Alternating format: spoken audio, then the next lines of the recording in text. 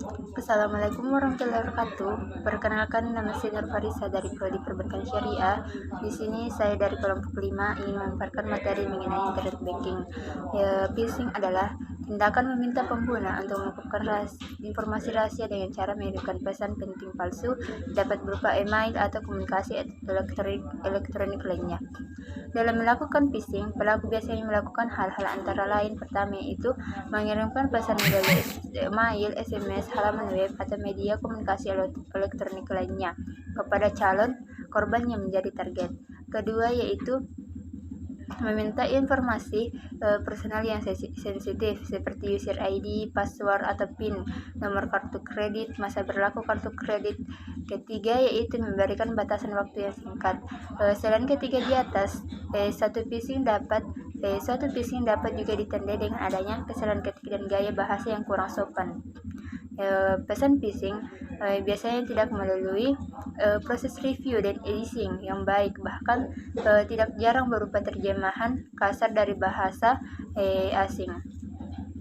Namun demikian, sangat dimungkinkan bahwa pesan phishing menggunakan gaya bahasa yang baik untuk membuat nasabah lebih percaya dan yakin bahwa pesan tersebut seolah-olah merupakan pesan resmi dari pihak bank.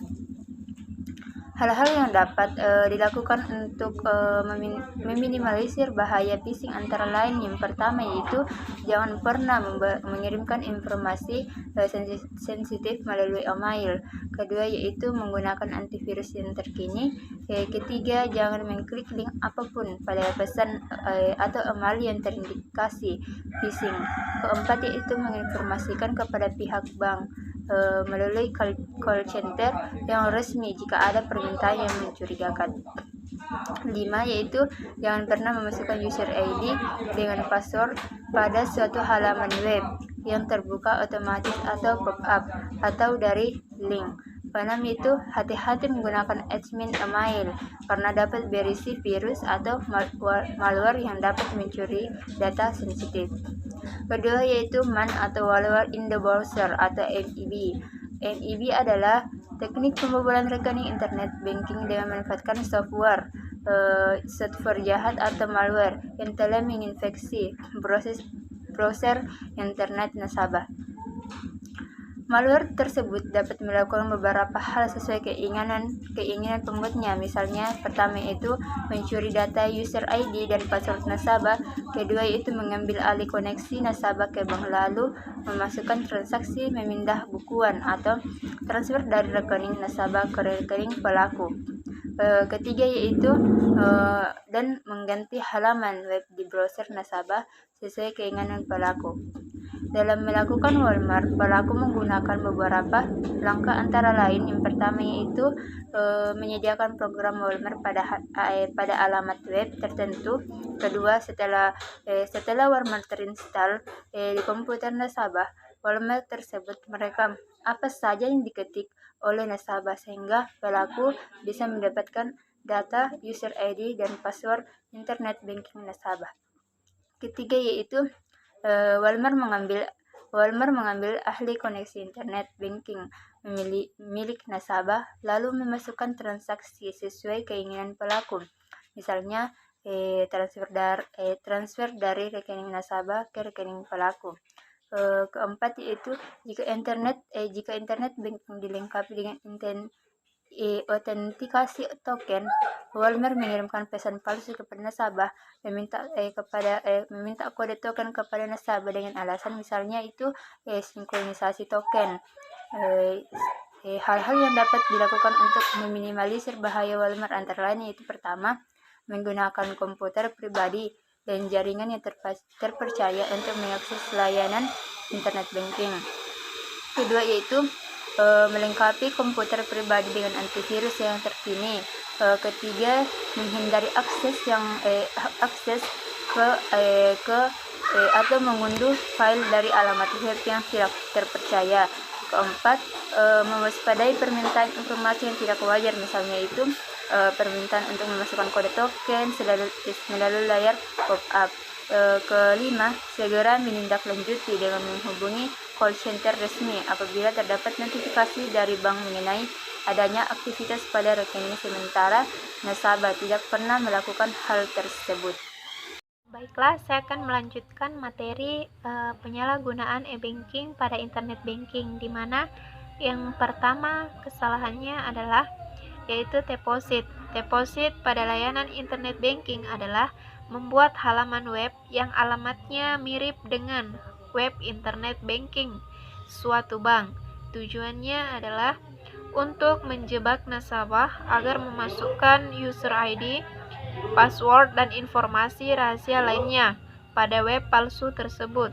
Dalam deposit, cara yang dilakukan oleh pelaku yaitu yang pertama, membuat situs yang nama alamatnya mirip dengan alamat web suatu bank. Yang kedua adalah menunggu hingga ada nasabah yang salah ketik sehingga masuk ke alamat web tersebut.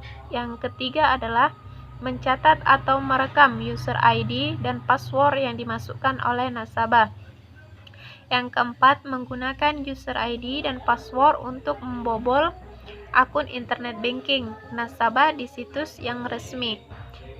Kemudian, hal-hal yang dapat dilakukan untuk meminimalisir bahaya deposit yang pertama adalah selalu memeriksa kembali ejaan nama situs. Jangan sampai ada kesalahan ketik, termasuk penggunaan simbol.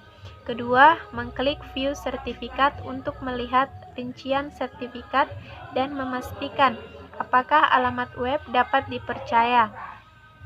Tiga, menghentikan aktivitas transaksi jika merasa ada yang ganjil pada alamat web yang sedang diakses tersebut. Yang keempat, membuat shortcut atau menyimpan alamat situs resmi internet banking pada browser sehingga nasabah dapat menggunakan shortcut dan bookmark tersebut untuk meminimalkan kesalahan pengetikan alamat internet banking.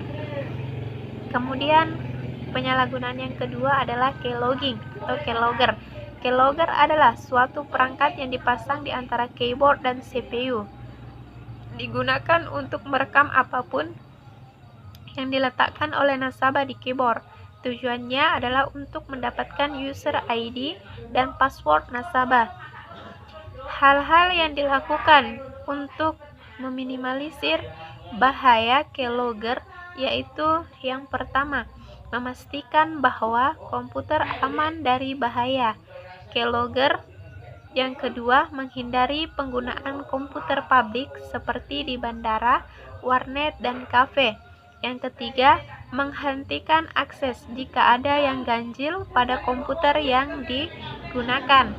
Yang keempat, berhati-hati dalam mengunduh atau menginstal software. Di sini saya akan menjelaskan materi tentang SMS banking. Nah, yang pertama yaitu pencurian ponsel. SMS banking adalah transaksi perbankan elektronik yang menggunakan mode pesawat. Nah, pencurian ponsel dapat terjadi apabila nasabah lengah dalam menyimpan ponsel.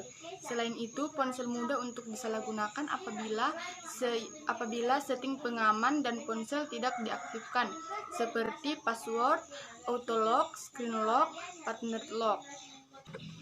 Baiklah, kemudian hal-hal yang dilakukan untuk meminimalisasi risiko SMS banking akibat pencurian ponsel. Nah, yang pertama yaitu mengaktifkan setting pengaman pada ponsel seperti password, passcode, auto lock, screen lock, dan pattern lock. Kemudian yang kedua, tidak menulis PIN atau informasi lainnya di dalam ponsel. Kemudian yang ketiga, tidak meminjam ponsel kepada pihak lain tanpa pengawasan sementara ponsel tersebut sudah terdapat layanan untuk SMS banking. Kemudian segera melapor ke bank atau pihak operator telekomunikasi apabila ponsel hilang atau dicuri untuk segera dapat diblokir baik nomor ponselnya maupun transaksi SMS bankingnya di bank. Baiklah, kemudian yang kedua yaitu pembajakan nomor ponsel dan pencurian PIN SMS banking. Nah, dalam pembajakan nomor ponsel, pelaku menggunakan cara antara lain yang pertama, pelaku menggunakan surat kuasa palsu yang dilampiri fotokopi KTP nasabah. Kemudian yang kedua, jika berhasil mendapatkan SIM card pengganti, maka pelaku bisa mengirimkan dan menerima SMS ke bank seakan-akan dia adalah nasabah yang sebenarnya. Kemudian yang ketiga, pelaku menghubungi call center bank dan meminta untuk dilakukan reset PIN. Notifikasi perubahan PIN akan disampaikan ke email atau SMS nasabah, di mana ponsel nasabah sudah dikuasai pelaku. Kemudian hal-hal yang dilakukan untuk meminimalisir bahaya penyalahgunaan SMS banking antara lain. Yang pertama, menghasilkan PIN dan tidak menyimpannya pada ponsel. Yang kedua, menggunakan PIN yang tidak mudah ditebak. Kemudian yang ketiga, mengganti PIN secara berkala. Penyalahgunaan e-banking pada industri perbankan pada bagian D. SMS banking poin ketiga, yaitu ponsel digunakan oleh orang lain. SMS banking dapat disalahgunakan jika ponsel nasabah digunakan oleh orang lain, baik itu karena dipinjamkan, dicuri, atau hilang. Selain itu, ponsel mudah untuk disalahgunakan apabila setting pengaman dalam ponsel tidak aktif, seperti password atau passcode, autolock, screen lock, pattern lock. Nasabah umumnya menyimpan informasi penting seperti PIN, user ID, password, dan lain-lain dalam ponsel agar tidak lupa dan memudahkan bertransaksi. Sebagai contoh, PIN SMS banking akan tersimpan pada send item sehingga dapat diketahui dan disalahgunakan oleh orang lain. Pelaku perusahaan mendapatkan ponsel dan PIN antara lain dengan cara satu, pelaku memanfaatkan kelengahan nasabah dengan mengambil ponsel nasabah. 2, mencari PIN yang tersimpan pada ponsel, atau pelaku menghubungi call center bank meminta untuk dilakukan reset PIN. Ketiga, pelaku mendapatkan PIN dari notifikasi email yang dikirimkan bank. Hal-hal yang dapat dilakukan untuk meminimalisir bahwa penyalahgunaan SMS banking antara lain: 1. Mengaktifkan setting pengaman pada ponsel seperti password, autolock, screen lock, pattern lock, dan lain-lain. Menghapus SMS berisi PIN dari send item maupun dari folder lainnya. Yang selanjutnya, menggunakan PIN yang tak mudah ditebak. Selanjutnya, mengganti PIN secara berkala.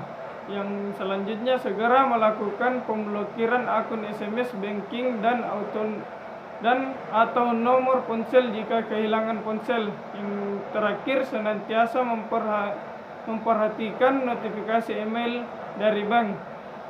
Itulah tadi hasil penjelasan dari saya. Lebih dan kurangnya mohon dimaafkan. Saya tutup dengan ucapan wassalamualaikum warahmatullahi wabarakatuh.